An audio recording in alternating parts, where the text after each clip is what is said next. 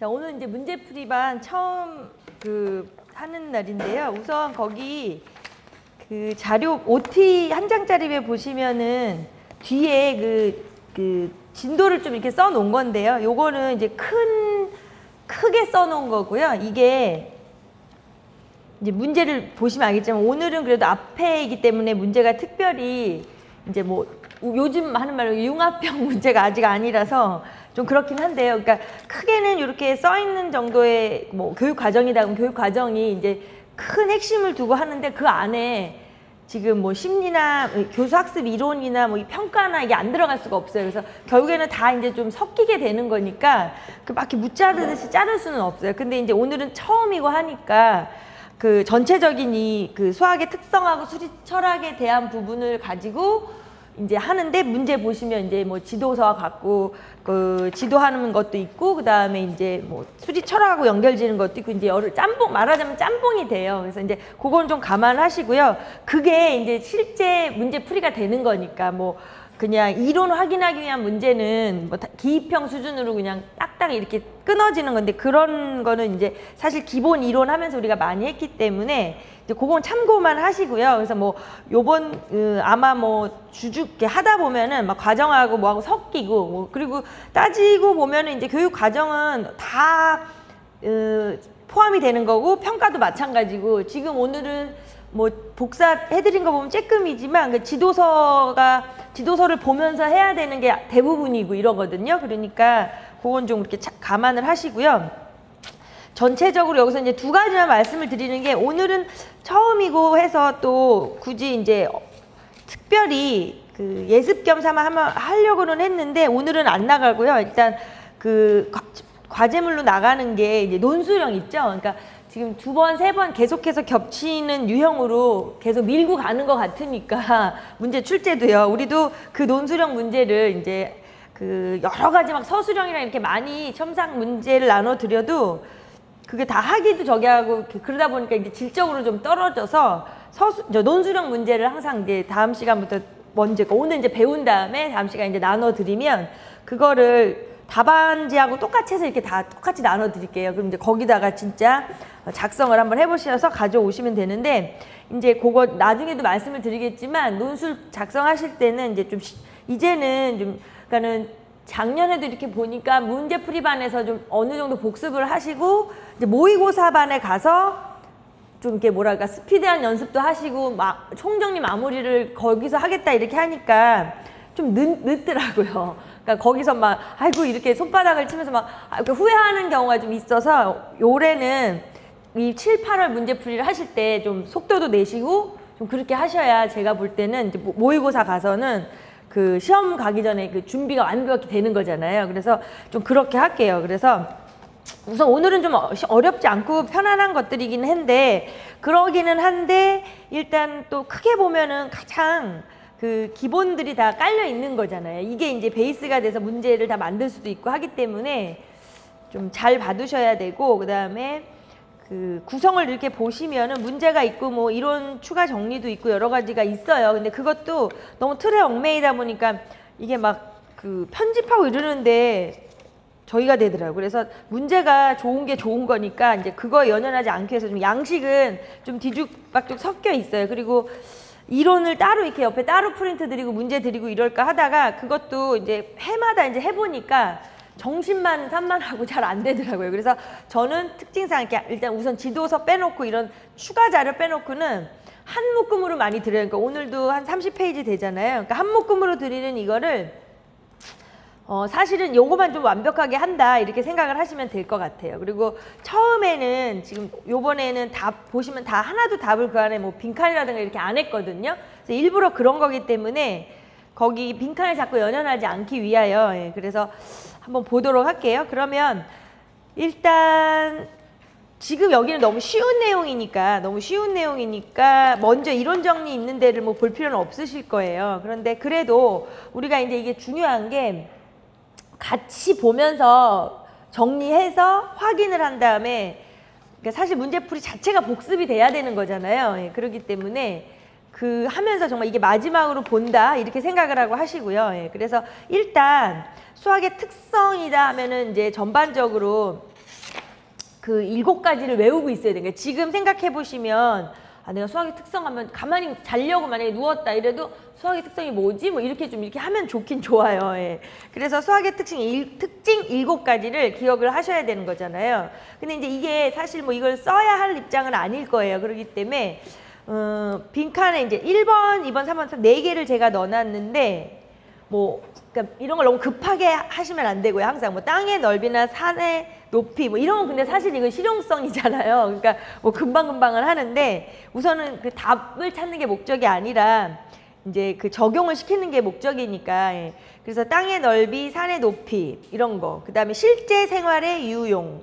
그쵸? 그다음에 교과 학습을 돕는 기초적인 도구 교과 뭐 이런 거. 그러니까 당연히 실용성이에요. 그래서 사실은 이제 우리가 지금 같은 경우에는 실용성의 의미가 이제 작게는 이제 그 수학 자체로도 실용적인 거고 이제 다른 학문으로까지 연계가 된다 이런 것들. 그래서 제가 여기 이론 정리에 오른쪽에나 한 페이지에 이렇게 추가하는 이론은요 거의 진짜 외워둬야 되는 것들만 다시 압축 정리를 해서 넣었어요. 그러니까는 그거는 진짜 꼭 외워두셔야 되는 것들이고요. 예. 자 그리고 두 번째가 이제 개념 원리 추상화의 사고 과정을 통해 발견되고 추출된 다음. 그냥 보통 이런 거 막 빨리 읽어가지고 막 앞에 그런 거 보고 뭐 추상성 이런 거 쓰시면 안 되고 더욱 발전된 일반성을 가지는 활용 방법. 그러니까 더욱 발전된 일반성을 가지는 거기 때문에 이게 형식성이에요. 형식성. 그렇죠? 그래서 이게 읽으자마자 바로바로 이렇게 생각이 나시면 지금까지 잘 정리를 하고 계신 거고요. 그 다음에 이제 선행 명제나 명제로부터 결론을 끌어내는 거. 그러니까 수학에 있어서 가장 그 아름다운 성질이기도 해요. 사실 논리성이에요. 논리성.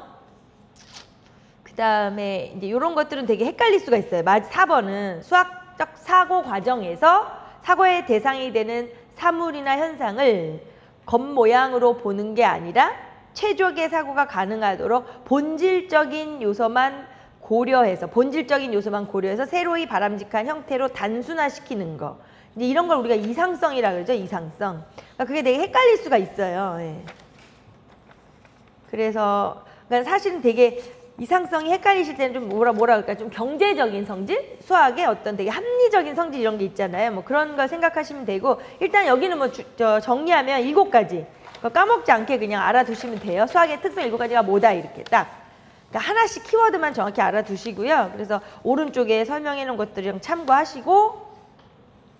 자, 그 다음에 2번 문제도 이제 그런 것들을 넣었는데, 아까 같이 그렇게 그런 이제 뭐 이렇게 낱말풀이식으로, 언어풀이식으로 이제 기억을 하시고, 그 다음에 2번 같은 경우는 기억이 일반적인 법칙이나 명제를 검증하거나 풀이의 힌트를 제공하는 방법에 포함이 되는 거. 그러니까 일반적인 법칙이나 명제를 검증.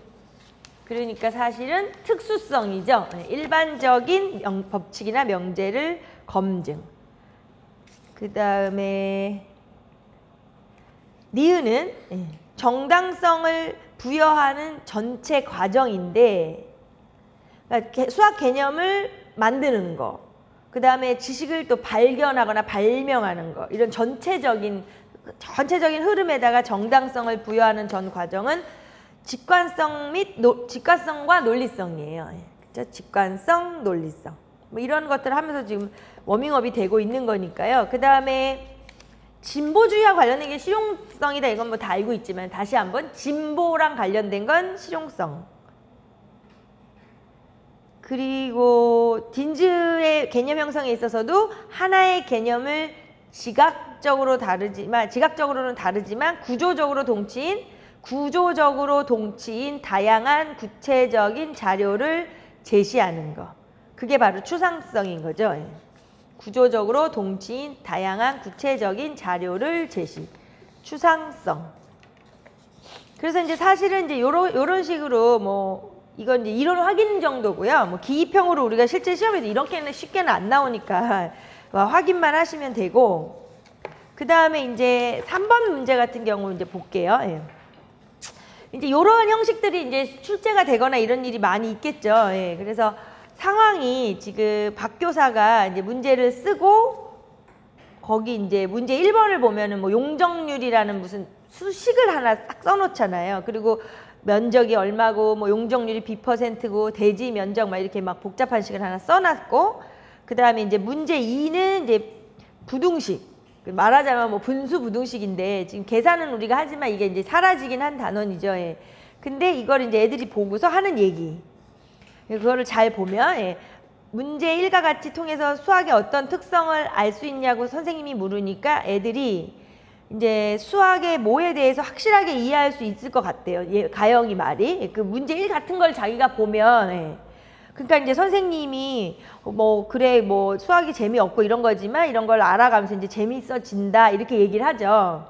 그러니까 또 다른 애가 하는 말이, 근데 문제 2는 지난 시간에 선생님이 뭐 해줬는데 자기는 이제 잘 모르겠다. 그러니까 다영이가 또 다른 애가 되게 이제 잘 이해하고 있는 거니까, 사실 이 부분은 만약에 뭐 이런 형식으로 유형이 나온다 그래도 빈칸에 들어갈 말만 우리가 찾으면 되니까 막 지문을 읽느라고 시간을 오래 쓰실 필요는 없고, 예. 그리고 마지막 박교사의 말에서 그냥 다영이가 잘하고 있구나, 잘 이해하구나 이렇게 얘기를 하니까 앞에 거 뭐 읽을 필요도 사실은 없는 거죠. 예. 근데 이제 도대체 무슨 성질이 들어갈까 이럴 때는 이제 한번 읽어볼 필요가 있는데 일단 기억은 이제 실용성인 거잖아요. 뭐 대지 면적이 어떻고 뭐 용적률이 어떻고 이러니까. 그러니까 이런 거고, 그 다음에 니은에서는 이제 형식성인 거죠. 식을 보면서 이제 다영이 말이 뭐 분수 무등 절대값인데 0보다 커야 되는 걸 잊지 말라 그랬고 뭐 이러면서 전체적인 형식 수화식 이거에 관련된 얘기를 하니까 답은 실용성이고 형식성이에요. 그래서 우리가 혹여 이제 이러한 것들은 이렇게 대표 문제가 아니라 뭐 포함이 돼서 나올 수가 있는 거잖아요. 어떤 문제 안에서. 그러니까 뭐 선생님과 학생들의 대화 안에서 우리가 이제 이끌어내는 이런 상황을 보시면 돼요. 어려운 건 아니니까. 예. 그 앞엔 다 그래요. 예. 옆에 수학의 특성은 워낙 저기한 거를 쭉쭉 넘어가면 되고요. 그 다음에 이제 4번. 예. 이제는 선생님들의 이제 대화가 있죠. 예. 그래서 일단은 그 아까 말씀드린 것처럼 사실은 수학의 특성 사실 이제 7가지가 있잖아요. 예, 그거 하고 그 다음에 지금 여기에서 또 제가 이렇게 왔다 갔다 이렇게 해놨는데 여기는 그냥 그러기가 그래가지고 그냥 한 페이지에 넣어놔 버렸어요. 예. 그래서 이제 수학교육의 목적,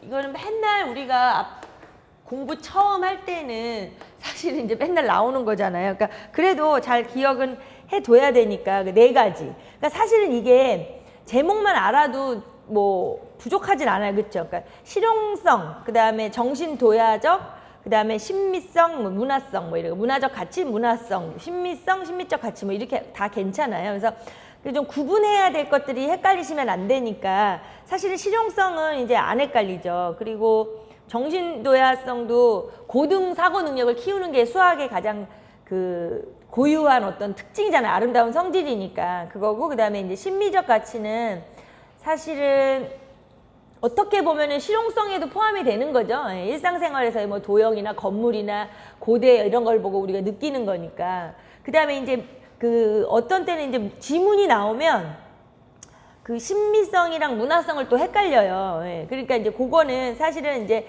문화적 가치다 이런 거는 헷갈리시면은 그냥 느낌상 계속 이렇게 이렇게 계승되는 거, 발전되는 거 이렇게 생각을 하시면 돼요. 심미성은 이제 사실은 어디에서 우리가 발견하는 거, 찾아내는 거잖아요.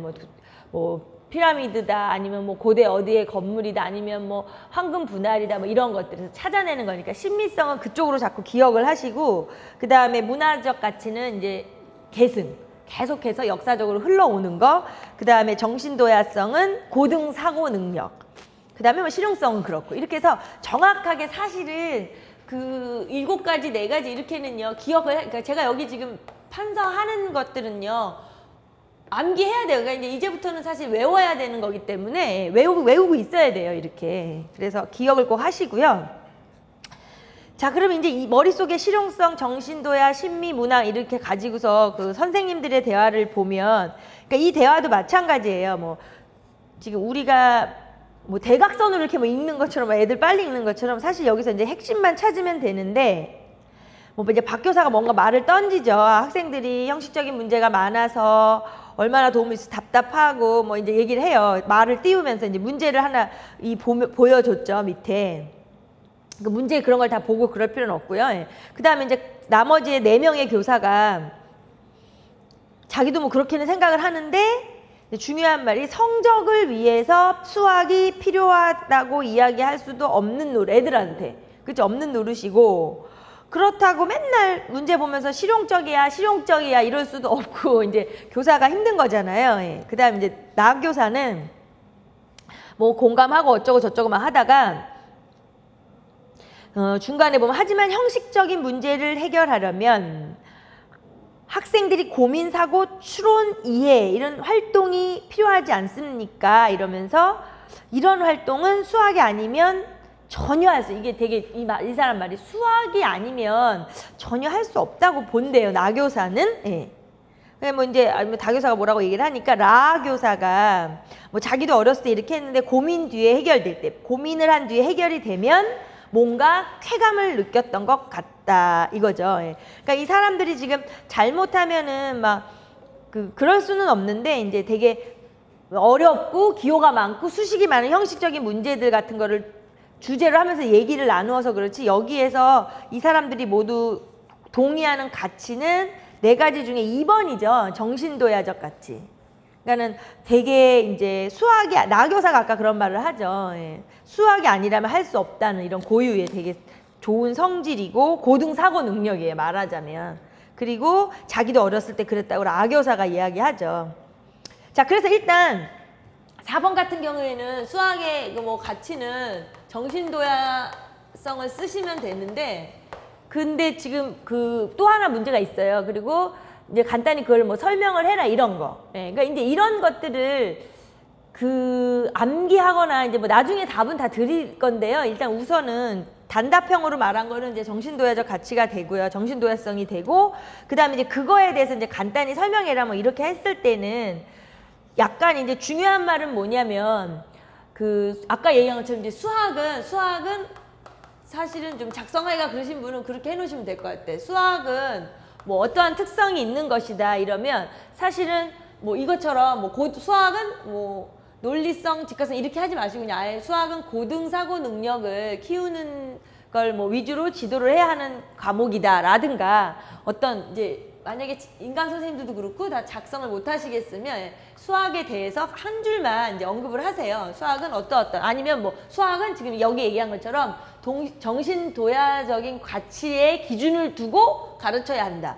뭐 아니면 수학은 고등 사고 능력을 키울 수 있는 뭐 유일하다 이런 말은 좀 너무 극단적인 거예요. 그러니까 키우기에 가장 적절한 학문이다. 뭐 이렇게 뭔가 이런 것들을 쓰시면서 이 정신도야 가치에 대해서 그냥 부연 설명만 하나 해주시면 되잖아요. 예, 그래서 뭐 논리, 뭐 추상, 창의력, 비판적, 뭐 형식성, 아까 앞에서 했던 수학의 특성은 써도 되고요. 그래서 한 2-3줄 이렇게 간단하게 얘기하라는 거예요. 그래서 중요한 거는 지금 수학의 교육의 목적 4가지에 대해서 그냥 암기해서 쓰면 안 되잖아요. 그러니까 이해를 위주로 해서 한 2-3줄 정도, 네, 2-3줄 정도 작성할 수 있게끔 그렇게만 해놓으시면 돼요. 네. 그래서 까먹지만 않으면 되는 거니까.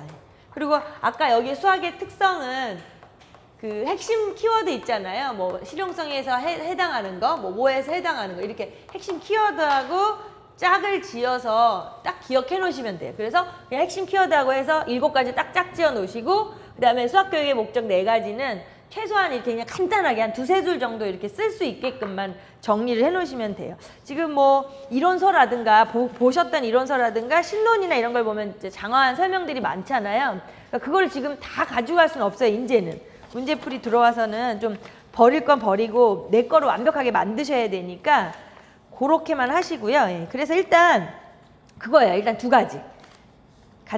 특성하고, 예, 그 다음에 교육의 목적하고 저렇게만 해놓으시고요.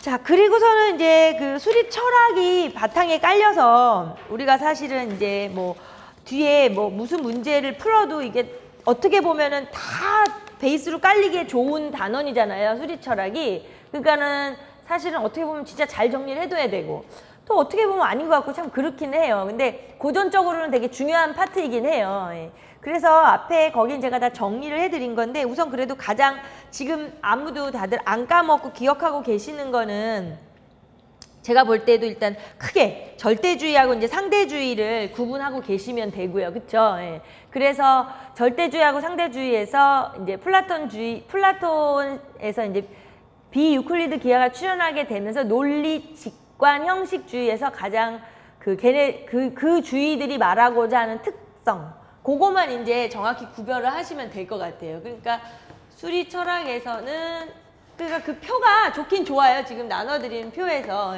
가장 크게 절대주의랑 이제 상대주의를 생각을 하면서 그거를 가지고 이제 쓴다기보다는 문제 풀 때 이거를 이용할 때 절대 까먹지만 않으시면 되거든요. 예, 그래서 일단 그 밑에 나와 있는 이제 절대주의에서 사실은 뭐 플라톤주의 같은 거는 이제 워낙 뭐 어떤 식으로 나와도 우리가 뭐 틀리질 않으니까 상관이 없는데 이제 논리주의도 마찬가지. 논리주의에서도 이제 사실은 수학적 개념을 이제 논리에만 너무 치중을 한 것이다 이렇게 생각을 하시면 되고, 그다음에 직관주의는 또 너무 이제 직관만이 수학의 막 뿌리다, 막 근원이다, 막 이렇게 주장을 하고, 그다음에 이제 증명도 그다음에 구성적 증명만 하고 너무 제한된 게 많아요. 이 직관주의가 사실은 다른 거하고 합쳐져야지 얘네가 논리나 직관이나 형식이 하나만 주장이 되면 다 부족하고 불완전하고 이렇죠. 예.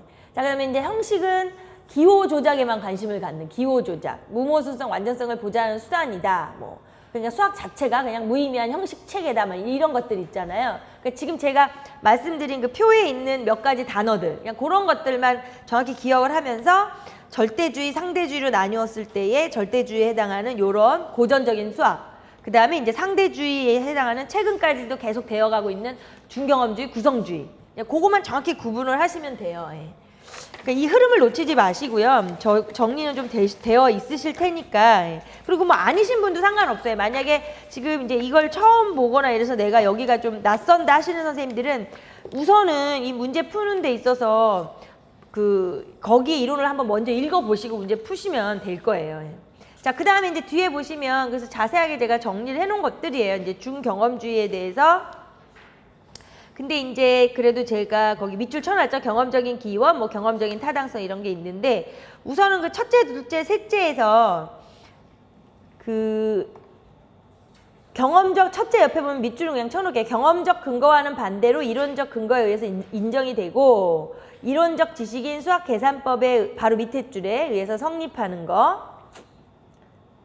자, 그런데 그래서 이제 그거는 뭐 어쩔 수 없다. 그래서 받아들여지는 논제래요. 근데 두 번째는 물리적 세계부터 물리적 세계의 관찰에 있는 게 아니라 이전에 형성된 개념들에 의존을 한다. 이전에 형성된 개념에 의존을 해서 그러니까 결과적으로 외부 세계의 관찰로부터 유도된다고 말할 수는 없다는 거죠.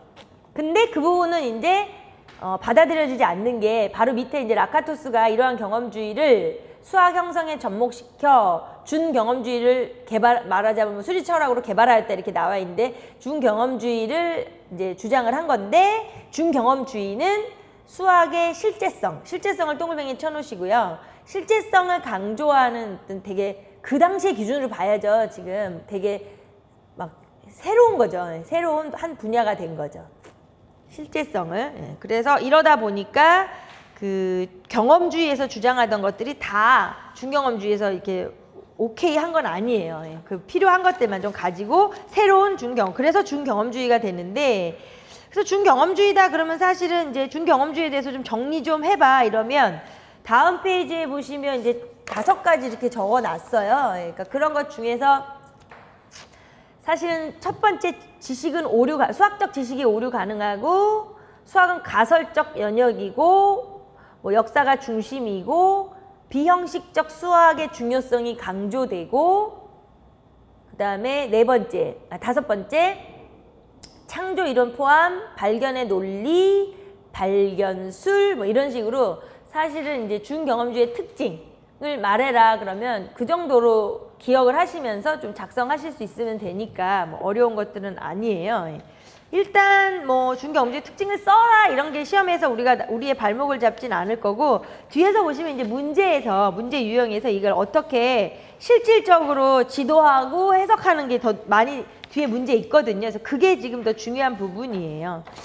그리고서는 그러니까는 지금 사실 제일 시험 문제 그동안에 출제가 많이 되고, 그 다음에 이제 앞으로도 가능성이 많고, 그 다음에 사실은 이 중등, 고등의 문제를 갖고 만들기도 가장 좋은 게 지금 이 두 가지긴 두 가지예요. 예. 요거를 가지고 이제 문제 만드는 거 하고, 그 다음에 이제 구성주의인데, 사실 이것도 이제 지금의 기준으로 분위기가 트렌드 있는 거니까 사회적 구성주의, 그러니까 요렇게 두 개를 가지고 우리가 이제 문제의 출제의 의도를 예상할 때요, 요 두 개를 가지고 문제 만들기도 좋은 게, 문제 만들기가 좋다는 개념이 뭐 이렇게 어떤 방법론적인 개념이 아니고요. 현재의 우리가 이제 현실적인 요즘 세상에 학생들에게 지도하는 방법론이나 어떤 그러한 학생들의 어떤 상태, 그 다음에 교사의 교수학습의 이론하고 관련돼서 가장 적절한 게 이 두 개거든요. 예, 그래서 이제 이따 그 문제는 많이 볼 텐데, 그 전에 이 두 가지에 대해서 어느 정도는 알아야 이제 문제가 풀리니까 제가 앞에 정리를 해 놓은 거예요. 자, 그래서 그 8페이지에 보시면은 이제 뭐 구성주의도 사실은 우리가 이제 조작적, 급진적, 사회적 이렇게 세 가지 구성주의가 있잖아요. 예, 그런데 그 부분에 대해서 이제 흐름을 놓치지 않고 해야 하는데, 조금 전에 말씀드린 것처럼 이제 사회적 구성주의를 통해서 문제를 만들기가 현실에서 우리가 요즘에 가장 근접한 거기 때문에 이제 가장 좋고요. 그 다음에 8페이지에 보면 이제 구성주의에서 가장 큰 게 두 번째 줄 뒤에 보면 이제 수학적 지식 자체가 교사로부터 학생에게 전달이 아니라 구성이다, 이거죠. 전달되는 게 아니고 구성되는 거다. 학생들이 스스로 구성을 하는 거다. 그래서 조작, 급진, 사회적 세 개가 있다. 이런 걸 진짜 다 기억하실 거예요. 예. 그리고 나서는 이제 아주 오래전으로 올라가면서부터 보면 이제 구성주의의 근간을 둔 게 이제 칸트, 듀이, 삐아제 이렇게 보시면 돼요. 칸트, 듀이, 삐아제 이런 흐름으로 와서 이제 칸트 자체는 사실은 이제 뭐 되게 어떤 권위 있는 어떤 철학자이기 때문에 사실은 이제 수학을 떠나서라도 어떤 인간이 본능적으로 뭔가를 취하고 획득하고 구성하고 이러는 거에 대한 그 아주 원론적인 얘기를 한 거지만, 이제 우리가 굳이 이제 정리를 하자면 이제 거기서부터 뿌리가 있지 않겠냐, 뭐 그 소리고요. 그 다음에 이제 듀이는 실용성과 더불어서 이제 사실은 관계를 중요시 여기고, 이제 사회적 관계, 그 다음에 이제 밖으로 나와서의 아동들이 어떤 서로 통하면서 어떤 지식을 만들어가는 거, 뭐 이런 개념으로 자기 주장을 펼쳤기 때문에 이제 어떤 사회적 맥락에 있어서 구성주의하고 연결을 짓고요. 듀이는요. 예. 그러고 나서 이제 삐아제 같은 경우로 가면은 이제 이 사람의 이론은 사실 이제 반영적 추상화 때문에 이제 구성주의하고 또 연결을 짓고 이렇게 되죠. 그래서 그냥 그 흐름, 구성주의에 대한 흐름만 정확히 아시면 되고요. 예. 그래서 지금 이제 그 9페이지 보시면 중간에 있죠. 이제 오늘날의 수리 철학을 대표하는 사회적 구성주의. 거기까지만 밑줄을 쳐 놓으시고요. 예. 그래서 거기 세 가지 중에서 언어는 사회적 구성물이고, 결국에는 다 이제 서로 혼자 살 수 없다는 거죠. 예, 혼자 살 수 없다는 거예요. 그 사회생활을 통해서 지식도 배워야 되고 수학적 지식도 배워야 된다. 예, 이런 얘기를 하는 거고, 그 다음에 이제 중요한 거는, 그래서 사실은 사회적 구성주의에서는 뭐 이 이름 자체도 사회적 구성주의이고, 지식을 객관화해서 다 같이 사회적 합의에 의해서 우리가 개념 획득을 하는 거지만, 그 마지막 줄에는 동글뱅이는 쳐놓을게요. 예. 그래서 사회적 구성주의는 수학적 지식의 정당화보다는 발생에 이제 초점을 둔다는 거죠. 여기에서 이제 구성주의 자체 말고 사회적 구성주의에서는 어떤 정당화보다는 발생? 예, 거기에 초점을 그냥 초점을 두고 있는 거지, 뭐 그게 중요하다, 이게 안 중요하다, 그런 극단적인 논리는 아니에요. 예. 그래서 이제 거기는 읽어보시면 돼요. 읽어보시고 11쪽까지는 쭉 그냥 정리해 드린 거예요. 예. 그래서 참고를 하시고요. 예. 자, 그러면은 이제 이 상황에서 뭐 어렵진 않지만 5번 문제를 통해서 여러 가지를 이제 같이 보려고 해요. 우리가 5, 6월에 이제 지도서 수업을 한번 했는데 거기서는 이제 흐름을 냈지 뭐 그걸 다 할 수가 없었거든요. 그래서 항상 문제를 볼 때도 지도서를 더 많이 보게 돼요. 그래서 지금 복사본에서 보시면은 왜 이거를 찝은 도형으로 직각삼각형으로 찝은 게 있어요. 거기서 외심 내심 있는 쪽을 한번 보시면 그것도 먼저 한번 보고 이제 이미 이제 우리가 이걸 알고 있어야 되는 거기 때문에 한번 볼게요. 그래서 이제 삼각형 중학교 2학년에 그러니까 중학교 기하 영역 자체가 그 너저분한 것들, 작도며 뭐 복잡한 것들이 다 이제 좀 정리한 게 2009 개정이죠. 2007에서 2009 개정으로 가면서 많이 정리가 됐어요. 예, 그래서 지금 이제 작도의 개념도 삼각형의 합동을 가르치기 위해서만 하고 특별히 뭐 수직 이등분선이니 각의 이등분선이 이런 것들은 다 없어졌죠. 예, 그래서 그런 생각을 좀 하시면서요. 지금 그러니까 중학교 사실은 이제 제일 문제가 많이 나오는 데가 중2, 3, 고1 이렇게 되는데요. 예. 중학교 2학년에 지금 이제 기하 얘기를 하고 있는 거예요. 예. 기하 얘기를 하고 있는 거에서 지금 나눠드린 지도서에서 이제 보면 내심, 외심을 적용할 때 일단 중학교 2학년이기 때문에 사실은 뭐 중학교 2학년도 사실 요즘에는 그렇진 않지만 거기 이제 도입을 한번 보세요. 삼각형 외심에 대해서 도입하는 게 중2에서 이제 삼각형의 외심. 그럼 사실 우리가 중학생들한테 우리는 외심을 알잖아요. 근데 중학생들한테 삼각형을 어떻게 지도하고 있는가를 알고 있어야 해요. 그래서 그런 거를 정리하는 게 지도서 특강인 거예요. 예. 그래서 삼각형의 외심을 처음에 도입하는 게 지금 종이 접기예요. 그러면 뭐 종이를 접어도 되고 뭐 딴 거를 해도 되겠죠. 예. 그리고 지금 이게 그 스테플러로 이걸 찍어버리셔서 그러는데 그러니까 뒷장 먼저 뒷장 맨 마지막 장 그 찍은 거에 맨 마지막 장을 보시면 이제 컴퓨터 프로그램 사용해서 외심 탐구하는 게 있어요. 예. 그래서 이제 그 프로그램을 통해서 하는 거잖아요. 그러면 이제 이런 상황인 거죠. 지금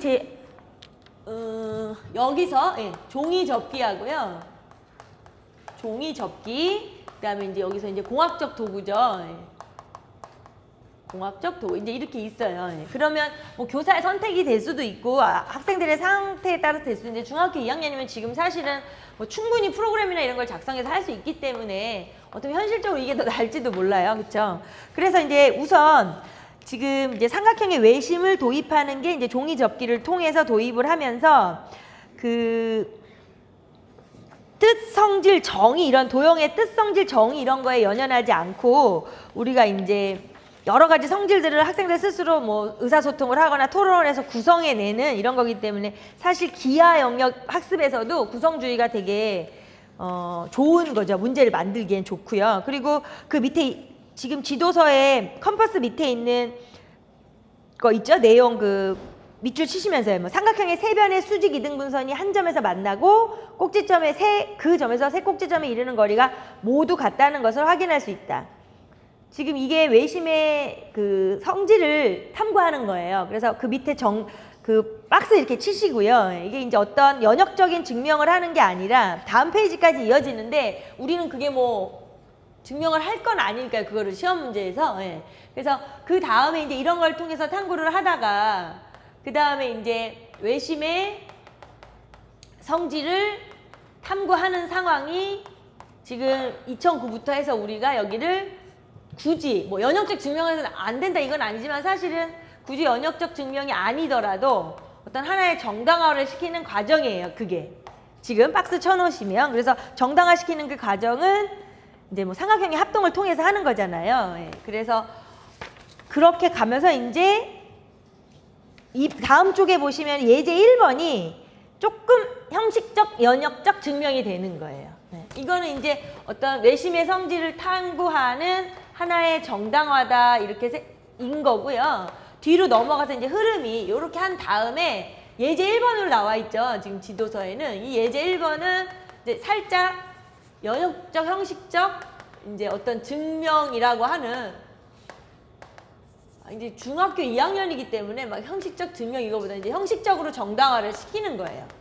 그게 이제 예제 1번에 해당이 돼요. 똑같은 소리예요. 그쵸? 똑같은 소리인데 이제 그거의 차이가 좀 어떤 서술하는 흐름을 보는 차이가 좀 다른 것 뿐인 거고요. 그렇게 되고 마지막에 이제 이런 식으로 성질을 탐구하고 형식적으로 확인을 한 다음에 그 밑에 보시면 정확하게 이제 정확한 용어와 그런 걸 정리해 주죠. 외접한다는 뜻, 외접원의 뜻, 그 다음에 결국엔 그게 외심이라는 거. 그래서 마지막에 삼각형의 외심은 세 변의 수직 이등분선이 한 점에서 만나고 삼각형의 세 꼭지점에 이르는 거리는 모두 같다. 뭐 이제 이렇게 나와 있는 거죠. 그러니까 사실 정확히 말하면 외심의 뜻은 외심이 뭐야? 이러면 외심의 뜻은 외접원의 중심이에요. 외심은 외접원의 중심이 되는 거고 그 다음에 이제 그럼 어떻게 만들 거야? 외심이 뭐야? 이러면 외접원의 중심이야. 그럼 너 외심을 어떻게 만들 거야? 이러면 그러니까 말하자면 작도하는 거죠. 그러면 수직 이등분선을 교점으로 만드는 게 외심이에요. 그러니까 너 어떻게 만들 거야? 이러면 이렇게 만드는 거고요. 뜻은 이거고 이렇게 만드는 거고 그 다음에 정확히 말하면 그러면 이러한 거의 성질이 이 외심으로부터 세 꼭지점에 이르는 거리가 같은 게 하나의 성질이 되는 거예요. 그러니까 뭐 외심을 가지고도 그냥 우후죽순으로 하지 마시고 정확한 뜻, 그 다음에 이제 만드는 방법. 근데 이제 우리가 굳이 그거를 예전에는 막 너저분하게 막 컴퍼스 가지고 막 작도하고 막 이렇게 별짓 했다고 해요. 근데 그런 걸 정리해서 2009 개정부터는 그렇게 하지는 않는다는 거. 그래서 그냥 작도를 하려면 수직 이등분선을 만들어야 되는 뭐 그런 경우는 있어요. 여튼 그래서 사실은 이제 이게 우리가 이 논리적으로 형식적으로 가서 그러면 굳이 아까 말한 이런 예제 1번 같은 게 필요하다면 그 전에는 뭐를 해야 되느냐 그런 거잖아요. 그러니까 이렇게 해서 이제 수학에서 말하는 논리성이라든가 어려운 어떤 그런 걸로 개념을 우리가 획득을 하고 싶으면 이거를 하기 이전에 할 수 있는 게 여기서 말하는 종이접기나 뭐 공학적 도구 이런 게 되는 거죠. 그럼 이제 종이접기는 활동을 좀 강조하는 측면이 있고 사실 둘 다 활동은 활동인데 약간 어떤 조작적 활동을 강조하는 측면이 있는 거죠. 조작적 활동을 강조하는 측면이 있는 거고 얘는 사실은 이것도 뭐 다 프로그램 입력하고 하는 거지만 그건 이제 입력의 개념이니까 사실 활동도 맞기는 맞지만 그래도 조금 더 뭐 시각적인 거라든가 어떤 직관에 왜냐하면 이제 내가 만드는 게 아니라 종이도 내가 잘못 접으면 못 만들잖아요. 그러니까 이거는 내가 만드는 게 아니라 입력 값을 집어넣으면서 눈으로 확인을 하는 거니까 약간 시각적이고 이제 직관적인 걸 느낄 수 있는 거죠. 그래서 이제 이런 흐름이 되는 거죠. 이렇게 해서 사실 이제 학생들에게 이러한 것들 종이 접기나 이런 걸 통해서 스스로 이제 발견하게끔 하는 그 발견을 하게 하면서 토론을 하면서 이제 뭐 의견도 얘기하고 발표도 하고 이제 이렇게 하다가 사실 요 부분이 맨 마지막에 이루어져야 되는 거죠. 그래서 지금 요 상황이에요. 그리고 뒤쪽 넘기서 몇 가지 밑줄 좀 칠게요. 그 뒤에 컴퓨터 프로그램을 사용한 거기서 밑줄을 좀 쳐놓으시면 이제 도형을 그릴 수 있는 컴퓨터 프로그램을 사용하면 삼각형의 여러 가지 성질을 관찰 동글뱅이, 탐구 동글뱅이 해놓으시고요. 이제 제일 중요한 게 관찰 탐구인데 중2 때문에 뭐 그 있잖아요. 교구 이런 걸 만질 수는 없잖아요. 사실. 그리고 삼각형의 외심도 컴퓨터를 사용하여 그려보고 동글뱅이. 근데 이거는 그려보는 프로그램도 있기 때문에 사실은 종이 접는 거나 그리는 거나 어떤 조작적인 활동도 하긴 하는 거예요. 자, 그래서 그 밑에 밑줄을 칠게요. 삼각형의 외심은 세 변의 수직 이등분선을 이용하여 찾는다. 뭐 예각, 직각, 둔각에 따라서 이제 달라지잖아요. 이제 이런 것들을 확인하는 거죠. 그래서 바로 밑에 보면은 컴퓨터 프로그램은 이와 같은 사실을 쉽게 확인 동글뱅이 해놓으세요. 그러니까 확인할 수 있도록 걔가 도와주는 거고 학생들 입장에서는 아직 완벽하게 지식을 얻은 상태가 아니니까 뭐 누가 얘기를 한다든가 선생님이 칠판에다 쓰는 것보다는 이렇게 화면을 보고 하면 훨씬 이제 느낌을 팍 받잖아요. 그래서 확인 동글뱅이 치셨고 컴퓨터 프로그램은 여러 가지 경우를 밑줄 치세요. 여러 가지 경우를 관찰할 수 있도록 도와줌으로써 왜 항상 삼각형의 외심은 세 변의 수직 이등분선의 교점인지를 직관적으로 동글뱅이. 그러니까 애들이 하나 두 개만 보면서 그냥 다른 것을 안 그럴지도 모르잖아. 이런 엉뚱발랄한 뭐 이런 의문을 품는다면 그런 애들한테는 되게 좋은 게 되겠죠. 자, 그리고 나서는 이제 외심을 배우지만 사실 외심만 찾는 거에 그치지 않고 뭐 각의 크기 등 외심과 다른 요소 사이의 관계도 추측, 동글뱅이 쳐놓으세요. 어떤 관계 추측. 도형들은 사실 관계가 제일 중요한 거기 때문에 관계도 추측할 수 있다. 자, 이제 정리하면 이런 컴퓨터 프로그램이나 이제 공학적 도구를 활용을 했을 때는 겉으로 첫 번째 확 드러날 수 있는 거는 이제 그려볼 수 있으니까 활동도 중요하고요. 관찰도 중요하고요. 그 다음에 확인.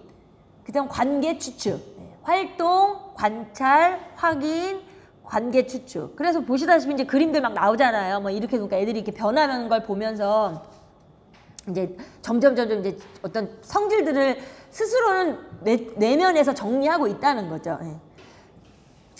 자, 그래서 이제 뭐 이렇게 뭐 밑에 있는 그 활용하는 것들을 보면은 이제 그건 나중에 읽어보시면 되는데, 아니 그거 밑줄을 좀 쳐놓을까요? 그래서 그 프로그램에서 이제 그러니까 요런 부분이 되게 헷갈릴 수가 있어요. 그래서 자유로운 대상, 동글뱅이, 의존하는 대상 이렇게 두 개를 구분해 놓으세요. 동글뱅이를 치든지 밑줄 치셔서. 그래서 우리가 이제 세 점이 있어야 삼각형을 만들잖아요. 그래서 처음 삼각형에 세 점을 만들 때는 자유로운 대상이 구성이 되고, 자유로운 대상, 그 다음에 그 이후에 지금처럼 외심하려면 수직 이등분선, 가계 이등분선, 뭐 교점, 외점 이런 여러 가지들이 있잖아요. 그런 것들은 이제 그 마우스 클릭 이렇게 하면서 이렇게 애들 보면서 이제 막 만든다고요. 그러니까 그럴 때 밑에 보시면 변하는 것, 변하지 않는 것 동글뱅이 쳐놓으시고요. 변하는 것, 변하지 않는 것 들을 관찰하면서 성질을 찾아보게 할 수 있다까지 밑줄 치세요. 찾아보게 할 수 있다. 그리고 더 중요한 거는 측정 도구를 이용하여 삼각형의 변화에 따른 측정 값들을 관찰하고 값들 사이의 관계와 성질들에 대하여 학생들 스스로 추론 동글뱅이. 추론까지 할 수 있다. 이제 뭐 이런 시스템이에요. 이렇게 해서 이제 공학적 도구로 활용하고, 아니면 아까 앞에서 뭐 종이 접기는 읽어보시면 되니까 이런 흐름으로 이제 지도서상에서 외심을 지도하고, 내심도 똑같아요. 그러니까 사실은 우리가 이제 지도서도 보실 때 단원 들어갔을 때 하나만 정확히 아시면 그 구성은 다 똑같아요. 활동하고 뭐하고 해서 이렇게 하다가 성질 탐구하고 이렇게 하고 문제 풀고 뭐 이건 다 똑같잖아요. 그래서 지도서도 한 단원에서 제대로 하나를 정리해 놓으시면은 그게 일이 많지가 않아요. 아무튼 그래서 이런 상황에 수업이 진행이 돼요. 현장에서. 그리고 현재 그러고 있죠.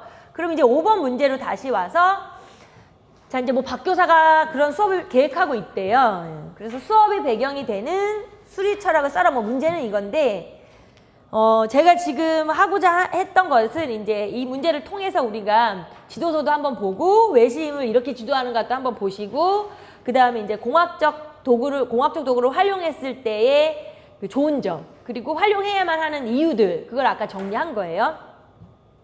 그래서 5번 문제는 뭐 이제 선생님이 이제 뭔가 계획을 하는 거예요, 이게. 그래서 내가 이렇게 해서 애들한테 이제 외심, 지금 우리가 이걸 해버려가지고 사실 그렇긴 한데, 외심을 가르치려고 이제 우리는 이제 선생님 입장이니까 외심을 가르치려고 수업 준비를 하는 상황에서 뭐 우물을 파는데 어떻게 할까, 이렇게 애들한테 얘기를 할까, 뭐 이거 준비를 하는 거예요. 그러면서 마지막 단락에 보시면 이 얘기를 들으면서 애들이 머릿속에 각 꼭지점으로부터 같은 거리에 있는 점이 존재한다는 거, 그 다음에 꼭지점이 그런 꼭지점들이 원에 내접한다는 것을 관련 지도로 1차적으로 안내하는 것도 효과적일 것 같기도 하고, 이제 이러면서 교사가 준비하는 상황이에요. 예.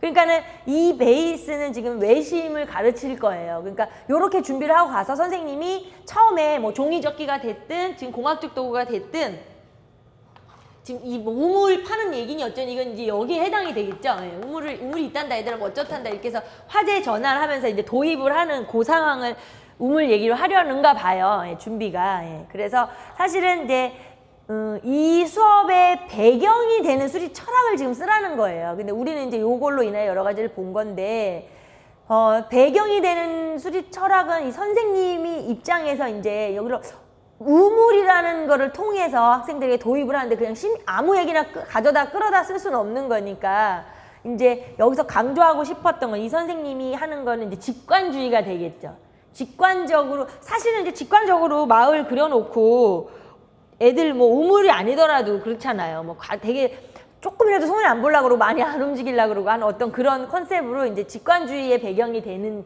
이야기예요, 이거는. 그렇기 때문에 이 문제가 뭐 어렵고 이거는 아니고요. 이 문제를 통해서 외심, 내심을 다시 한번 보시라고 이제 그렇게 하는 거예요. 그래서 지도 전에 이 교사가 지금 말한 그 문장은 화재 전환의 도입 정도의 수준이고요. 예. 자, 그 다음에 이제 그런 것들이 뒤에 5번, 6번, 7번 이렇게 뭐 8번, 9번까지 이제 약간 그런 게 있어요. 그런데 우선 그냥 편안하게 보시면 예. 6번 같은 경우는 이제 아까도 얘기했지만 사실은 플라톤주의가 되잖아요. 누가 봐도 뭐 인간의 영혼이니 어쩌니 이러면 다 플라톤주의가 되는 거고 절대주의와 상대주의를 크게 나눌 때 이제 가장 큰 축이 되는 거니까 그냥 그렇게 한번 읽어보시면 되고 그 다음에 7번은 사실은 빈칸이 중요한 게 아니라 이제 그 자체가 되게 중요한 거죠. 왜냐하면 무엇 때문에 그러니까 뭐는 무엇 때문에 생겨났고요. 그러니까 니은 때문에 기억이 생겨난 거예요. 니은 때문에 기억이 생겨났고 그리고 그렇게 해서 생겨난 영리하고 그러니까 디귿에 의해서 야기된 고전수학의 포기라는 수학적 위기를 극복하려는 시도이다. 그러니까 지금 앞에 기억에 대한 얘기예요. 기억이 그렇다는 거죠. 그리고 리을에서 누가 집합론의 영리는 수학의 정의와 증명의 정확성과 엄밀성이 부족한 데서 생겨난다고 봐서 수학을 엄밀한 방법으로 모순이 없는 완전한 공리체계를 구성하고자 시도했다는 거 보면 지금 여기서 말하고 싶은 가장 큰 말은 형식주의죠. 그러니까 기억이 형식주의에 대한 얘기를 하고 싶은 거고 나머지는 이제 형식주의가 나오게 된 배경이기 때문에 사실 이거는 뭐 문제를 떠나서 중요한 문장이. 그러니까 결국은 형식주의가 그랬다는 거죠. 근데 뭐에 의해서 생겨난 영리, 논리주의 때문에 생겨난 영리와 뭐 때문에 이제 수학 자체가 위기가 왔냐면 직관주의 때문에 위기가 온 거잖아요.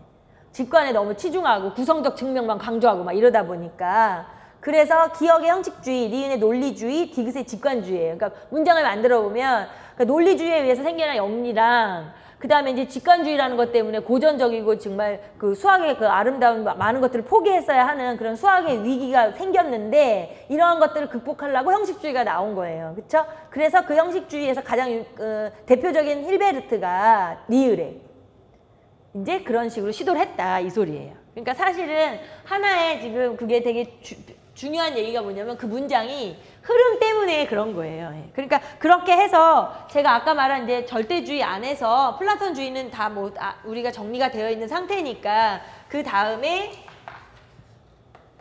유클리드와 비유클리드로 구분을 할 때 플라톤하고 여기서 논리, 직관, 형식 이렇게 나눌 때 요거 하고 해서 이제 이거하고 요거 때문에 요게 이제 생겨나게 된 그런 그 흐름이기 때문에 7번은 그냥 그런 식으로 문제를 봐주시면 돼요. 그리고 또는 이제 기입형 같은 거를 할 때 이런 형식으로 기입형 출제될 수가 있어요.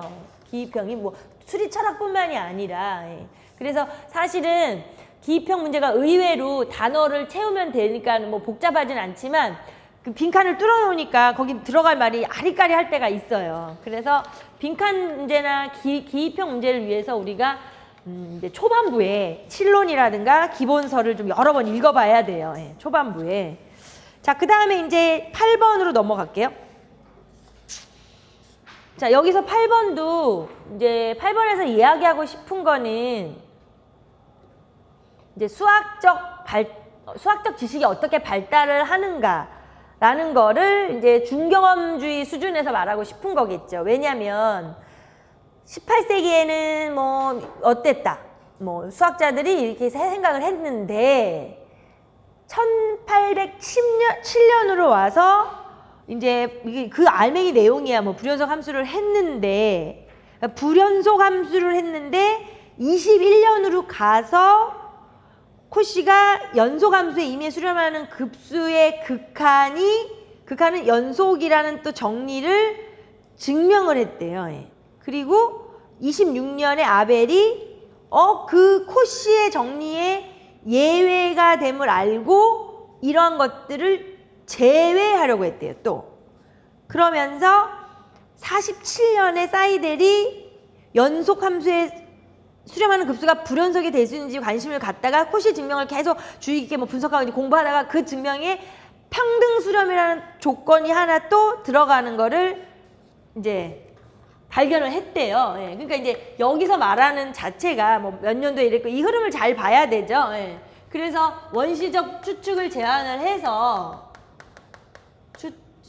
제안을 해서 그다음에 그거를 이 문장만 보고 써도 돼요. 뭐 증명을 했다가 그렇게 성립 안 하는 애를 또 발견을 했다는 건 발례를 찾아내고 발례가 출현을 했다가 결국에는 계속해서 코시에 대한 분석을 하고 막 연구를 하고 했대잖아요. 사이델이 그런 식으로 하면서 추측을 계산했다니까 이게 이제 이 얘기예요. 원래 우리가 알고 있는 이 얘기인데 이걸 몰라도 지금 문장을 하나하나 잘 보면서 정리를 하면 된다는 거죠. 아, 처음에 이랬는데 불연속 함수를 발견했는데 그 다음에는 이제 증명해냈고 또 몇 년 있다가 그 코시 정리 예외되는 발례를 하나 찾아내고 그 또 한 20년 있다가 이제 새로운 조건 하나 추가하고 이제 이랬단 얘기예요. 그래서 그런 흐름을 그냥 단순히 암기해버리면 우리가 안 되니까 그냥 이것도 이론 정리하고자 하는 문제예요. 8번도. 그리고 9번도 마찬가지예요. 다. 예. 프레게에 대한 얘기인데 집합론 얘기가 나오면서 집합론은 모든 수학을 구성할 수 있는 초석이 된다. 뭐 논리주의죠. 논리주의. 그 다음에 자연수열과 같이 유한번의 단계와 연산현상에서 모든 수학적 대상을 구성적인 방법, 이러니까 직관주의고 구성적인 방법, 직관주의. 구성적인 방법, 직관주의. 그 다음에 세 번째가 논리기호, 이러니까 형식주의. 자, 그러니까 여러 가지를 통해서 지금 그 논리, 형식, 직관 이런 주의에 대한 정리는 다 끝났어요. 사실 제가 생각할 때 이런 부분은 지금 수업으로 인하여 다 선생님들께 됐을 것 같아요. 특별히 복습, 어려운 복습 안 하셔도 충분할 것 같아요. 그렇죠? 자, 그래서 거기 부분까지는 그게 끝이고요. 예. 그 다음에 이제 10번으로 넘어가서 볼 때 요게 이제 사실은 문제가 앞으로의 문제, 그동안에 뭐 그렇게 막 저기 하지 않았다고 해도 앞으로 문제에서 좀 출제가 잘 되지 않을까 싶은 게 여기에 구성주의 원리. 지금 15쪽에 이론 정리해 보시면 구성주의 원리 있죠? 예. 이 구성주의 원리가 이제 좀 출제가 좀 더 적극적으로 제 말이 적극적으로 돼야 하지 않을까 싶은데 16쪽에 있나요? 예, 편집이 잘못돼서. 예. 자, 그러면 거기서 지금 구성주의의 원리에 4가지가 있는데 그건 기억해야 돼요. 그렇죠? 구성주의의 원리 4가지는 암기를 하셔야 되는 건데 그 중에서 이제 요 4가지가 특히 그 수학 교육학적 입장에서 수학 교육학적 입장에서 보는 그런 그 구성주의 안에 있는 교수 학습 원리예요. 수학 교육학적 입장에서 보는 구성주의 안에 있는 그 교수 학습 원리다. 이렇게 생각을 하기 때문에 이제 제 말이 앞으로도 더 많이 출제가 돼야 되고 뭐 이제 그렇다 그 얘기를 하는 거예요. 요게 지금 의미가 있어요. 우리한테는 임용 시험에 우리한테는 여기가 지금 의미가 있는데 그래서 사실은 이것도 요것도 그냥 정말 진짜 최고로 중요하지 않은 말들을 다 정리해서 줄여서 정리해놨어요, 제가. 그래서 뭐 5가지, 4가지 이렇게 정리해놨잖아요. 그래서 그거는 진짜 꼭 알아두셔야 되는데 그게 어려운 건 아니니까요, 그렇죠? 학생 중심적 개별화의 원리라고 해봐야 이제 사실은 학생 하나한테 잘하는 애, 못하는 애한테 수준을 맞춰줘야 된다는 내용도 있지만 능력 차를 인정하는 것도 중요하고요. 그 다음에 이제 그 어떤 스스로 할 수 있으니까 여기 이제 잘못 생각하면요. 여기 보면 1번 보면은 뭐 학습 활동의 주체가 학생 개개인, 그다음에 개개인의 지적 자율성의 바탕. 그러다 보니까 이제 그 밑에 보면은 개별 교수 학습 수학적 능력을 극대화할 수 있고 능력 차 및 개성의 차이 고려, 뭐 결손 보이는 애들 한 명 한 명에게 적절한 지도. 이러니까 이게 수준별 꼭 그렇게만 얘기하는 거는 아니에요. 사실은. 근데 이제 우선 그쪽에 좀 포커스가 좀 맞춰져 있기는 해요. 근데 이제 수준이 뭐 공부를 잘한다 못한다 이런 수준도 되지만 어떤 동기부여에서 어느 파트에 관심이 있고 어디를 더 뭐 기하를 잘하는 애, 대수를 잘하는 이런 게 좀 있잖아요. 그러니까 그런 식으로까지도 좀 생각을 해야 되고요. 그다음에 발문 중심은 이제 교사의 역할이죠. 발문 중심적 상호작용. 중요한 건 상호작용이고요. 발문을 중심으로 했을 때 그러니까 교사가 이제 어떻게 해줘야 하는가에 대한 뭐 1번에 보면은 응답 유도. 응답 유도하는 게 제일 중요하죠. 그냥 계속 자기 혼자 질문하면 안 되니까. 그 와중에 애들은 이제 수학적 지식을 잘 발명해야 되고, 안내 조력을. 그러니까 뭐 계속 질문해서 막 답만 끌어내는 게 아니라 좀 이끌어도 줘야 되는 거죠. 그리고 정리할 기회. 그러니까 사실은 이제 대답하고 질문하고 이러면서 정리할 기회가 생기잖아요. 그리고 토의, 확인, 생각 수정, 방향을 찾아내는 교실 문화. 그리고 의미지향적 활동의 원리도 마찬가지예요. 의미지향적의 활동의 원리도 이제 사실은 약간 헷갈리면 안 돼요. 저 학생 중심 개별화 원리랑. 그러니까 이건 이제 스스로 참여한다는 것도 중요한 건데, 스스로 참여 안 참여를 떠나서 사실은 이제 학생들에게 그 수업 자체가 의미가 좀 있어야 된다는 거죠. 아무 의미 없는 뭐 문제풀이나 하고 막 이제 이러면 안 된다는 거죠. 그러니까 사실은 교사의 역할이 이것도 크죠. 이 의미지향적도요. 그다음에 반영적 추상화의 원리는 이제 내면으로 이루어지는 동화 조절, 그다음에 내면적으로 이루어지는 반성적 활동이 중시. 사실 이제 이러한 것들을 가지고 우리가 그 10 뒤에 문제가 앞에 있었군요. 예, 자, 앞에 문제 10번을 먼저 보시면 이제 이거는 이제 이론을 확인하기 위한 문제고요. 그다음에 11번은 이제 교육 과정 속에서 이제 이렇게 좀 접목을 시켜 보면 이런 거예요. 그래서 사실은 10번 같은 경우에 이제 기억, 니은, 디귿, 리을을 우리가 아니까 기억을 보면 뭐 개개인의 수학적 능력에 맞는 개별적 교수학, 개개인의 수학적, 그러니까 학생 중심 개별화 원리, 기억이라는 건 다 알고, 그 다음에 조작 활동도 중시하는데 손으로 하는 조작 활동이 항상 의미의 구성을 증진시키는 건 아니다. 리을이에요, 리을. 그거는 반영적 추상화의 원리. 그 다음에 이제 뭐 사고 실험하고 발문을 계획적으로 준비해라. 니은이겠죠, 니은. 그 다음에 뭐 가치를 인정해주고 보다 훌륭한 방법으로 다듬어 나가도록 지도를 해주는 거. 그게 바로 학생 기억이에요, 기억. 이 말이 하면 좀 헷갈릴 수가 있어요. 각각의 방법의 가치를 인정해주고. 그러니까는 못한다, 잘한다를 떠나서. 예. 그리고 5번. 지식의 구성에 앞서 의미의 구성이 이루어져야 된다는 거라서 이제 디귿인데요. 예. 그러니까 막 그 단원을 배우는 거에 대한 내용을 이해하는 것도 중요한데 그 학생의 상태, 수준에 맞게 좀 의미가 있어야 되고, 그 다음에 6번이 학생들이 활동에 내재된 의미를 수학적으로 표현하게 해서 활동에 내재된 의미를 지식으로 구성하게 한다. 이것도 똑같아요. 5번, 6번이 디귿이에요. 5번, 6번이 디귿. 5번, 6번이 디귿. 7번이 교사의 이제 뭐 얘기가 있잖아요. 조언 이런 거니까 발문, 그러니까 니은. 그 다음에 뭐 격려해야 되고 이런 것들. 환경을 조성해줘야 되고 이런 것들. 8번은 자신의 행동 그 자체를 사고의 대상으로 삼도록. 사고의 대상. 그래서 그걸 가지고 지금 그러니까 반영적 추상화를 일으켜내야 하게끔 이끌어줘야 되는 거니까 8번은 반영적 추상화의 원리예요. 리을. 그렇게 해서 그러면 다 이론 정리가 되셨고요. 그 다음에 11번 같은 거 이제 보시면 요거는 이제 2015 기준으로 이제 하고 2009는 제가 밑에 그 참고로 써놨는데 사실은 이제 요 교수학습 방법은 거의 다 외우시죠. 예, 다는 아니더라도 다 외우시더라고요. 외우고 계속 반복해서 읽으시고 막 이래요. 그래서 이제 그 상황에서 봤을 때는 이제 그 2009로 기준으로 하면 이제 갸 항목에 예, 거기서 이제 1번, 2번이 있고 2015에서는 똑같은데 하나가 추가됐어요. 1번이 추가된 거예요. 그래서 목표를 효과적으로 달성하기 위해 교실 내에서 개인차를 고려한 소집단 구성, 수준별 학습을 구성, 교수학습 전개 이게 추가됐고 2번, 3번은 똑같아요. 예, 그러니까 사실 이 수준별 학습이라는 것 자체를 이제 개인차를 고려하여 수준별 수업 운영하는 요 자체가 갔다가 이제 찾아보면 학생 중심적 개별화의 원리랑 통한다 이제 이 소리예요. 그 바람에 이 문제를 통해서 지금 계속 외우고 계셔도 헷갈리니까 아 이게 자 항목의 이거랑 옛날에 2009에 갸 항목의 이거랑 이렇게 해서 또 한번 보시라는 거죠. 예. 그래서 사실은 정말 하나도 버릴 게 없이 다 내 걸로 만들고자 하면 진짜 많아요. 예. 그래서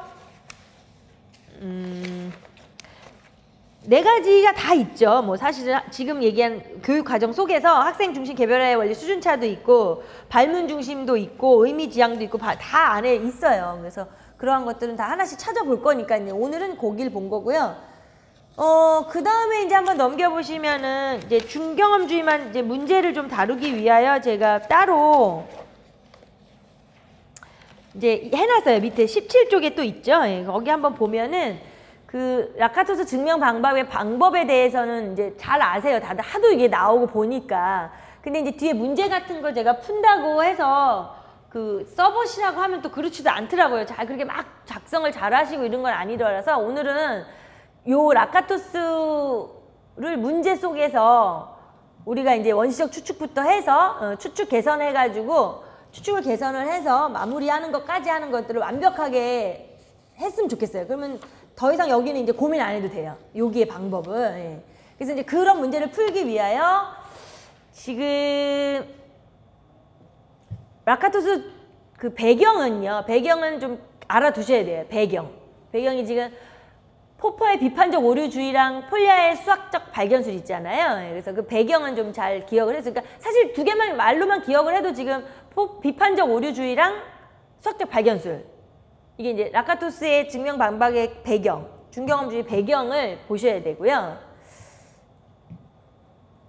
그래서 중요한 거는 이제 포퍼에서 중요한 거는 사실은 이제 모든 거에서는 다 오류가 있을 가능성이 있다라는 거를 말하는 거기 때문에 되게 혁명적인 거잖아요. 절대적인 것들을 자꾸 은근히 절대적인 거를 주장하는 세상에서 이제 요게 그 오류를 인정하겠다고 하는 거기 때문에 되게 그런 의미만 중요해요. 이 포퍼의 비판적 오류주의는 그러니까 그 라카토스의 거기 그 배경 두 가지는 잘 알아두시는데 첫 번째를 알아두는 관점이 이제 어떤 그 의미론적으로 그래서 오류를 인정한다는 컨셉이 되는 거기 때문에 사실 되게 혁명적인 거라고 볼 수 있고요. 거창하게 말하면 그 다음에 두 번째는 이제 어떤 하나의 방법적인 거로 볼 수 있어요. 그 폴리아 거는 그러니까 두 개의 배경을 그러니까 폴리아의 수학적 발견술은 사실은 이제 발견술이라는 자체가 뭐 하나의 수학으로 말할 때 우리는 발견, 뭐 발명, 전략, 전술 이런 거잖아요. 그러니까 이게 발견, 뭐 발명, 그 다음에 문제를 해결해야 되고 하는 어떤 전략, 전술 뭐 이런 컨셉이에요. 그러니까 이 배경이 2번은 이쪽으로 1번은 이런 의미로만 이렇게 파악을 해서 꼭 기억을 하시고요. 예. 그래서 그 라카토스하고 폴리아의 발견에 대해서 빈칸을 제가 표를 만들어 놨어요. 예. 그래서 라카토스하고 폴리아의 어떤 이제 발견술이 똑같이 크게 보면은 문제를 해결을 하기 위한 어떤 발견, 방법, 전략, 전술이 되는데 사실은 이제 구체적으로 보면 크게 보면 저렇지만 구체적으로 보면 이렇죠. 그러니까 약간 생각이 나시거나 이러면 그러한 것들을 몇 개 이제 적어 보는 게 되게 중요하니까. 자, 그럴 때 이제 일단 첫 번째 폴리아 기준으로 보면은 지금 이제 여기의 기준은 추측을 개선하는 게 목적이잖아요. 뭔가 개선하는 게 목적인데 발견술의 이 폴리아 입장에서의 발견술은 뭔가를 개선한다기보다는 그러니까 똑같은 소리인데 참 말이 그쵸? 말장난 같아요. 여기에서의 발견술은 어떤 문제 해결 방법 이제 그거예요. 문제 해결을 하는 게 약간 궁극적으로 그렇다는 거죠. 다 같은 과정에서는 녹아내려 있지만 근데 이제 여기서는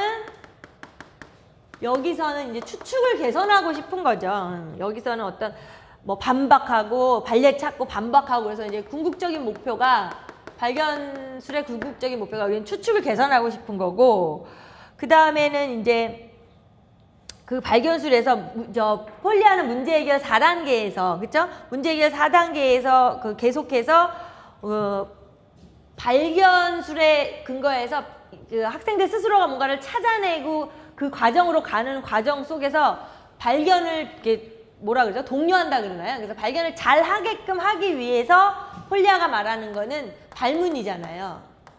문제 해결 안 해서 계속해서 교사가 뭐 그럴 때는 뭘 해야 되지? 뭐 이 단계에서는 뭘 해야 되고 저 단계에서는 뭘 해야 되나 이러니까 발문하거나 뭔가를 권고하거나 이런 것들이 폴리아 입장에서는 이게 이제 이 발문이 사실은 발견하게끔 하는 어떤 하나의 수단이에요, 수단. 예. 그쵸? 그래서 발견을 돕기 위한 수단, 방법이에요. 발견을 돕기 위한 방법? 예. 수단, 방법, 뭐 이런 얘기를 하는 거고요. 예. 그 다음에는 또는 여기서는 이제 귀납을 조금 이러다 보니까 계속 발문하고 발견하고 이제 문제를 해결하는 과정을 중요시 하다 보니까 여기서는 사실 하나의 어떤 귀납을 좀, 그쵸? 귀납적인 발견, 뭐 귀납적인 논리 이런 거를 귀납을 발견의 논리로 생각을 한 거죠. 그러니까 이렇게 같은 발견인데 약간의 차이가 있는 것들을 이제 살짝 살펴보는 거라서요. 그러니까 여기서는 어차피 문제를 해결하기 위한 과정이기는 한데 여기 라카토스에서 말하는 건 이제 어떤 추출을 계산하는 게 궁극적인 목적이고 그 다음에 이제 가장 극명하게 차이가 나는 거는 사실은 이제 귀납의 논리를 부정을 하는 게 여기서 말하는 건 이제 하나의 어떤 소박한 추측으로부터 시작을 해갖고 증명이라는 사고 실험을 통해서 이렇게 흘러가는 과정이잖아요. 예, 그러니까는 사실은 이제 그 가정성에서 너무 귀납적으로 흐르지 않게 하기 위해서 이제 약간 뭐 그 부분을 그러니까 추측 해서 이제 사고 실험이라고 할게요. 사고 실험을 통해서 이제 개선을 해야 하는 입장에서 귀납을 이제 만약에 귀납을 부정을 해야 돼, 귀납적인 논리나 이런 거를 부정을 할 때는 이제 이런 것 때문에 그랬다는 거죠. 너무 귀납적으로 치우치면 안 되잖아요. 정확한 발례를 찾아서 제대로 된 사고 실험 증명을 통해서 추측을 개선해야 되는데 이쪽으로 너무 치우치면 안 된다, 그런 의미예요. 치우치면 안 돼. 그래서 이게 똑같은 발견수인데 이런 차이가 있다는 것들을 좀 구별을 잘 했으면 해야 될 것 같고요. 예. 그 다음에는 이제 이 뒤에 박스가 있죠. 증명 비교하는 박스가 있는데 그것도 좀 한번 그것까지 좀 정리를 하고 정리가 아마 거기 되고 뒤에 되네. 그 다음에 조금 쉬는 시간 겸 문제가 이제 뒤에 좀 읽어야 되고 이러니까 그런 시간을 좀 드릴게요. 우선 거기까지는 좀 정리를 마저 할게요. 좀 놓쳐버렸는데 쉬는 시간을. 일단 그 증명에 비교해가지고 전통적인 아까 말한 이제 절대주의하고 지금 이제 상대주의에서 준경험주의 굳이 라카토스 그다음에 이제 폴리아 이렇게 가는데 이제 이거는 정확하게 핵심만 우리가 알아두면은 이제 전통적인 관념에서는 지금 뭐 어떤 추측을 하나의 의심으로 보는 거죠. 하나의 의심으로 보니까 의심의 요소들을 다 제거해가지고 그 추측을 이제 그러니까 참이다 거짓이다 뭐 이런 의미를 봐야 되잖아요. 그러니까 참이라는 거를 딱 확정 지으려고 하는 거잖아요. 여기가.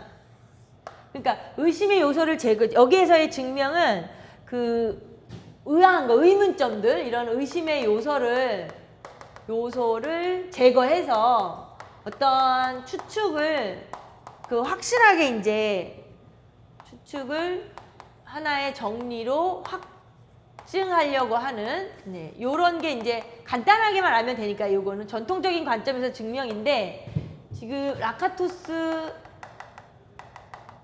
하나의 증명의 개념으로 보면은 뭐 간단하죠. 여기서 증명은 사고 실험이죠. 한마디로 말하면 사고 실험이니까 그러니까 부분 추측으로 분해하는 사고 실험이다. 뭐 이렇게만 생각하면 되고요. 그 안에서 우리가 이제 많은 것들의 의미를 알고 있으니까 그 다음에 이제 폴리아 입장에서는 좀 주장이 좀 몇 가지가 있어요. 주장이 일단 하나를 갖다가 뭐 이렇게 딱 이게 뭐 증명이다 이렇게 얘기한 거는 아니고요. 사실은 이 입장을 어떻게 얘기했냐면 두 가지로 말했어요. 데카르트의 입장하고 라카토스의 입장을 두 가지로 보면서 데카르트의 입장에서 보면 증명이라는 자체가 사실은 어떤 이제 직관하고도 관계가 있고 그 다음에 이제 기호 조작하고도 관계가 있는 거다. 요렇게 이 말을 폴리아가 이제 주장을 한 거죠. 데카르트 입장에서 보면 학생들에게 특히 학생들에게 증명이란 직관적인 거 하고 하나의 기호의 조작이라는 걸로 이제 볼 수가 있다. 그 다음에 라카토스의 입장에서 생각을 해보면 지금 어떤 여러 가지 딱 꼬집어서 말할 수는 없지만 되게 상대적인 입장이라고, 상대적인 측면이 아니겠냐 이렇게 주장을 했는데, 결론은 뭐냐면 폴리아가 말하는 이제 우리의 입장에서 보면 중고등학교 학생한테는 폴리아는 사실은 데카르트를 좀 이쪽으로 지도해야 하는 게 좀 더 조금 낫다 이제 이렇게 얘기했다는 거죠. 예. 그러니까 이쪽 입장을 좀 지지했다는 거죠. 예. 여기 폴리아의 입장에서. 그러니까 사실은 이 둘의 어떤 발견술의 문제에서도 약간 훨씬 좀 조금 더 쉽다고 해야 되나요? 애들의 입장에서. 만약에 하나의 어려운 문제를 푼다 그래도 이쪽 스타일이 좀 나은 거잖아요. 증명 문제뿐만이 아니라 문제 해결하는 과정 속에서도 이제 폴리아는 약간, 그러니까 폴리아가 지금까지도 계속 우리가 얘기하는 건 방법론적인 걸 많이 구체적으로 제시해서 우리한테 가르쳐 주니까 사실 이제 이 이론이 많이 쓰이고 있는 거잖아요. 그러니까 그래서 증명도 이제 그랬다고 해요. 그래서 중고등학생한테는 그쪽에 좀 더 포커스를 맞춰서 지도해야 하지 않겠느냐 이제 이런 얘기를 했고, 그 다음에 밑에 나오는 이제 수학관 보시면 되고, 그 다음에 이제 성장 과정, 성장 과정에서 원시적 추측, 처음 추측, 소박한 추측이라든가 증명이나 사고 실험, 뭐 방박, 발례 이런데 6번을 보시면 전면적 발례하고 국소적 발례가 있잖아요. 그래서 이제 전면적 발례는 본래의 추측을 반박하는 거고 부분 추측을 반박하는 게 국소적인데, 그러니까 서로 이렇게 국소적이지만 전면적 발례가 아닌 거, 전면적 발례지만 국소적 발례가 아닌 거, 이런 게 이제 등장할 때, 그러니까 3번이죠. 가로 6번에 동글뱅이 3번을 보면 국소적 발례지만 전면적 발례가 아닌 발례는 증명 자체를 비판하는 거지 추측을 비판하는 건 아니죠. 그러니까 빈칸에 들어갈 말이 증명의 비판이지 추측의 비판은 아니라는 거죠. 다 뒤집어 엎는 건 아니라는 거죠, 말하자면. 그래서 이러한 발례가 발견되면 부분 추측을 개선한다. 부분 추측을 개선한다. 자, 그리고 반대로 전면적 발례인데 국소적 발례가 아닌 거는 뒤집어 엎는 거나 마찬가지인 거니까 원래의 추측을 개선해야 되는 거죠. 다 뒤 엎어버리는 거나 마찬가지니까 원래의 추측을 개선한다. 그리고 뒤에 정리해드린 거는 그 보조정리 합체법에 관련돼서 보조정리 합체법에 이제 규칙 5가지에 의해서, 그러니까 말하자면은 그 구체적인 방법이에요. 예. 구체적인 방법, 보조정리 합체법에 의해서 증명 반박을 하는 구체적인 방법. 그러니까 뒤에 문제를 풀 때 이런 스타일로 이제 우리가 쫓아가는 그런 방법을 말하는 거예요. 그래서 첫 번째가 뭐 추측을 하면 증명하고 반박하는 것을 착수하고 증명을 주의 깊게 뭐 조사, 자명하지 않은 보조정리 목록을 준비, 추측에 대한 발례와 의심스러운 보조정리에 대한 발례를 모두 찾으셔요. 여기 말이 기는데요. 첫 번째 할 일이 뭐냐면 일단 이제 그런 것들을 찾아내는 거죠. 우리가 첫 번째 단계가. 그 다음에 이제 두 번째가 이제 전면적 발례가 있으면 추측 버리고, 그 다음에 이제 발례에 반박자 적절한 보조정리를 증명 분석에 추가를 해야 되잖아요. 그래서 뭐 개선된 추측으로 기각된 추측을 이제 하고 이제 계속해서 그 과정을 얘기하는 거고요. 그리고 나서 한 단계가 끝나면 이제 그 다음에 또 국소적 발례가 또 나오는지 조사해야죠. 그래서 전면적 발례인지 국소적 발례인지 조사를 해가지고 뭐 전면적 발례면 다시 규칙 위처럼 하고 이제 그런 식으로 해서 개선을 해 나가는 4가지 규칙 4, 5 이렇게 있는 거예요. 그래서 그거는 뭐 시험 외우고 그러는 게 아니고요. 예, 우리가 이제 보조정리 합체법에 대한 흐름을 보려고 하는 규칙이고요. 그 다음에 이제 8번은 이제 증명과 반박을 통한 학습의 효과. 근데 사실 이런 수학적 학습의 효과는 거의 비슷해요. 뭐 어디가 됐든지 간에. 근데 이제 유독 여기서는 이제 가장 중요한 건 뭐냐면 그 빈칸에 제가 해놓은 것처럼 스스로 해답을 추측하는 능력이 생기는 거죠. 스스로 해답을 추측하는 능력. 그리고 이제 6번에 산물, 수학적 진리가 하나의 산물이 아니고 주어진 거 아니고 정해진 게 아니고 만들어지는 거라는 거. 뭐 요게 그래도 가장 큰 특징이죠. 물론 그 다 읽어보시면 되는데 가장 1번하고 6번. 자, 그래서 이렇게 보시면요. 뒤에 일단 뭐 12번, 13번 이런 것들은 좀 뭐 복잡하거나 이런 건 아니에요. 아닌데 다 뭐 고쳐야 되고 이런 거는 이론 정리를 위한 문제가 여긴 좀 많은데 뒤에 뒷부분에 보시면 이제 뭐 16번, 17번, 18번, 또 19번, 20번 이렇게 있어요. 예, 이런 것들은 사실은 이제 그 수업 상황 하나하나를 보면서 작성하는 게 좀 많아요. 거기 칸이 뭐 적을 수도 있거든요. 그래서 조금 쉬셨다가 약간 시간을 좀 드릴게요. 그걸 한번 읽어보시면서 충분히 풀 수 있는 건데 이제 뭐 만약에 좀 못 푼다 그러면 이제 이따 같이 보시면 되니까 너무 부담 갖지 마시고 좀 쉬었다가 그 문제 보신 다음에 하실게요. 예.